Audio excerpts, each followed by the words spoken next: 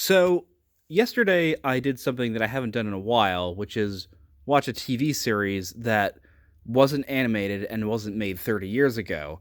And I'm not going to make that mistake again. So, yesterday I watched the first 5 episodes of Designated Survivor, a USA Now Netflix series that came out a couple years ago.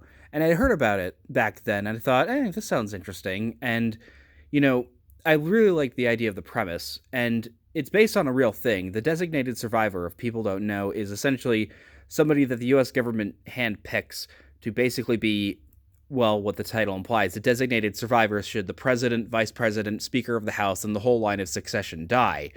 And in the first episode of the series, Kiefer Sutherland, who plays the main character of Tom Kirkman, who's the head of housing and urban development, is essentially in this bunker. He's been designated the designated survivor, and he and his wife are watching the presidential State of the Union address, and then everything goes black, or the TV just goes static, and apparently a huge explosion has blown up the Capitol building, killing 1,000 people, killing pretty much all but two members of Congress, all of the Supreme Court, all of the senators, all of the House of Representatives, the president, vice president, speaker, all of that.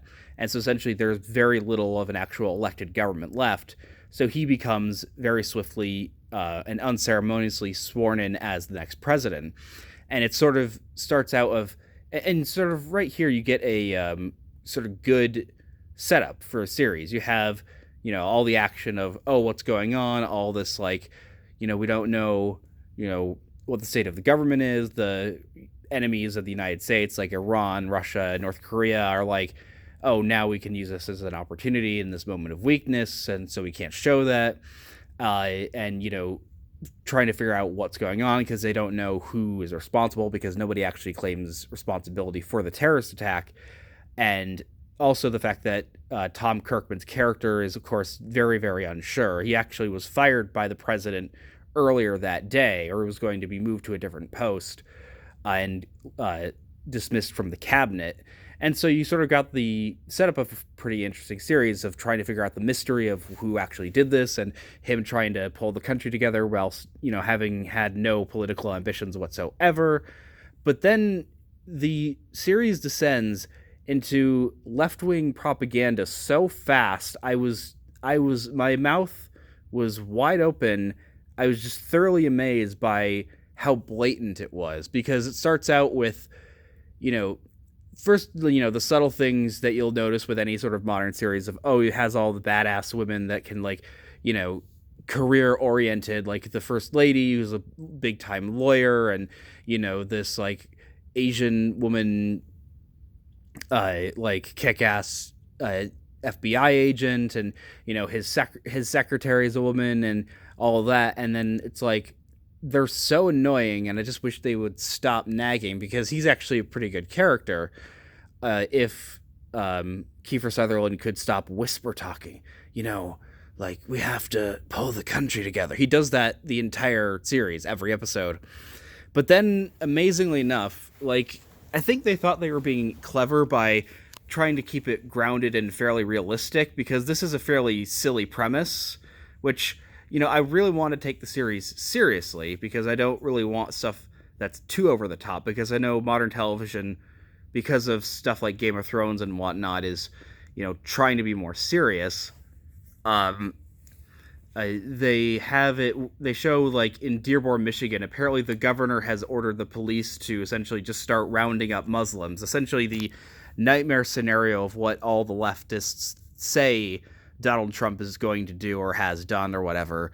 And first off, I don't even think a governor of a state has the authority to do that, because in the United States, at least, our police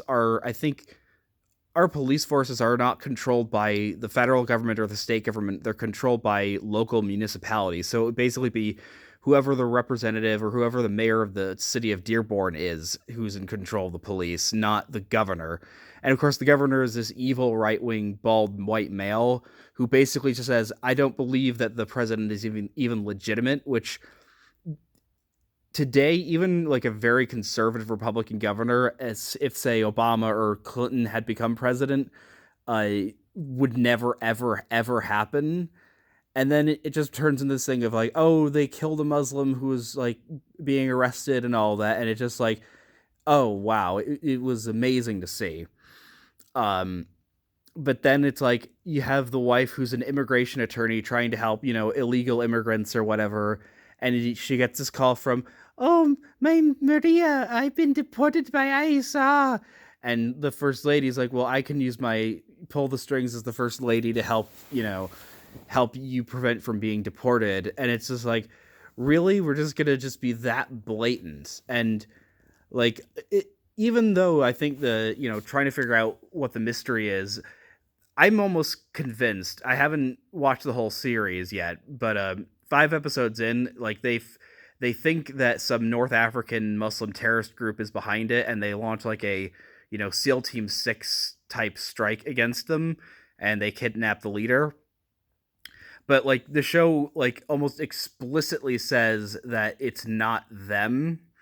I'm almost convinced. I want to look this up now because I'm almost convinced it's going to be some right wing, evil, uh, right wing, fantasy terrorist group, led by somebody that looks like Donald Trump or whatever. But I would not put it past the show because it wears this politics so blatantly, which is a real shame because you'd think that they would just try and be fairly, uh, try and at least show like some impartiality. But yeah, what else? What else? Oh yeah, there's the big problem where like I sort of get where they're coming from, where because I sort of like the idea because in the first episode, the guy that Kiefer Sutherland's character is basically just like a dad, like a middle aged dad. He's like wearing a sweatshirt while he's watching the State of the Union, and that's what he's sworn in on. And it's just like, wouldn't it be sort of nice if like just an ordinary dad now runs the country and isn't this like corrupt psychopath? Uh, because it shows he's just like he has like this huge reservation against killing people, or at least like letting American soldiers die. And like he gets really really upset when even though the SEAL team mission was a complete success, the commander was the only US casualty who died, and he's just like completely broken up about it, and he's just like was so reserved to do any military action because of the slightest danger that he almost compromises them from even being able to strike against the terrorist group.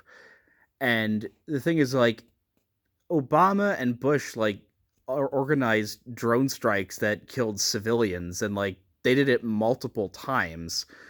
The idea that like, hey, the country's been attacked in the worst terrorist attack ever, because it didn't kill as many people as it did in 9/11, but it wiped out the government. Like, you probably wouldn't be that upset about, we might have to sacrifice some people to stop this from happening and killing more innocent people, but what are you gonna do? So uh, that's that. Just a quick video. Just wanted to upload at least something. I am gonna eventually try and make that video on. No, I am going to make that video on why Star Wars: The Clone Wars from 2003 is awesome. So, hopefully, look out for that when it's done. See you guys later.